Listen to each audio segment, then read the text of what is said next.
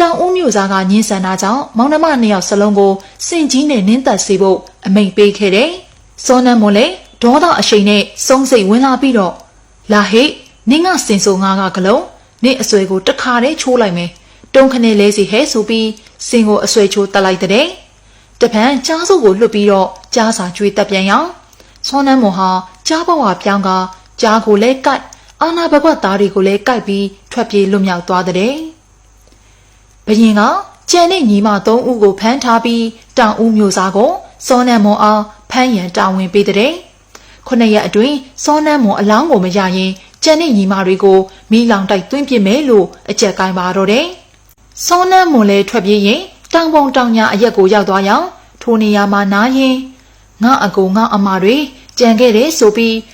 ဝမ်းနေပူဆွေးဒေါသနဲ့ခြေကိုစောင့်လိုက်တော့တောင်ပုံတောင်ညာကငွေတွေအထွေးလိုက်သေးကုန်တဲ့။ငွေတွေလည်းကြောက်လန့်ပြီးတော့ငန်းတော်ရှင်မွေးဘရင်မကြီးစီကိုအကူအညီတောင်းပါတော့တယ်။မွေးဘရင်မကြီးကလူရောင်ဖန်ဆင်းပြီးစောနန်းမွန်ကိုတားတဲ့အပြန်အလှန်အနေနဲ့ငန်းတော်ရှင်မွေးဘရင်မကြီးကစောနန်းမွန်ကိုမွေးတို့တက်အပ်တဲ့ပညာရက်တွေအကုန်သင်ကြားပေးခဲ့လို့စောနန်းမွန်ဟာမွေးတွေကိုလည်းနိုင်နင်းနေသူဖြစ်လာပါတော့တယ်။လိုက်ရှာတဲ့အကိုဖြစ်သူနဲ့ဆုံပြီးအကြောင်းစုံသိရတဲ့အခါမှာဒေါသနဲ့အမတော်တွေကိုကဲ့ဖို့ပကံကိုပြန်တဲ့အခုတော့လဲလိုက်လံတားဆီးရာမုံရွာအနောက်ဘက်ရင်းမာပေနဲ့အရောက်ရမားဆိုတဲ့ချောင်းကိုအဖြတ်ရေးလေမှာဖောင်ပြက်လို့အကိုအကြီးဆုံးတောင်ဦးနေဆောင်ရေနစ်လို့ဆုံးရှာပါတော့တယ်။ဒီနေရာမှာစောနန်းမွန်ရဲ့ဒေါသဟာထိတ်ဆုံးကိုရောက်သွားပြီးပကံပြည်ကိုမိလောင်တိုက်သွင်းမဟဲ့ဆိုပြီးကြုံသွားတဲ့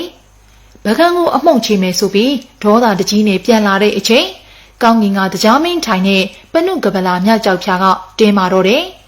အကျိုးကြောင့်သိရအောင်လူပြည်ကိုကြည့်တော့ဒေါသထွက်နေတဲ့စောနန်းမွန်ကိုမြင်ပါရော။ဒီတငယ်မဟာဝမ်းရင်းဆုံးပြီးဒေါသထွက်နဲ့ကျိန်စာတိုက်လို့ကတော့ပကံပြည်ပြက်လိမ့်မယ်။ပကံဆိုတာတာသနာထုံးမဲ့အရက်ဖြစ်လို့ငါတားမလို့တွေးပြီးတော့လူပြည်ကိုဆင်းပြီးပကံကိုမဖြတ်ဖို့တာပါတော့တယ်။ဒေါသထွက်နေတဲ့စောနန်းမွန်ကိုဒီအတိုင်းတောင်းလို့မရမှန်းသိတော့တရားမင်းကပကံကိုမဖြတ်စည်းရင်လူတွေကိုကယ်ဖို့စေပညာအတက်ပေးပြီးဝိဇ္ဇာမယတိတ်တိရှင်ပွဲကိုပေးမယ်လို့အပေးအယူလုပ်ကမ်းလှမ်းပါတယ်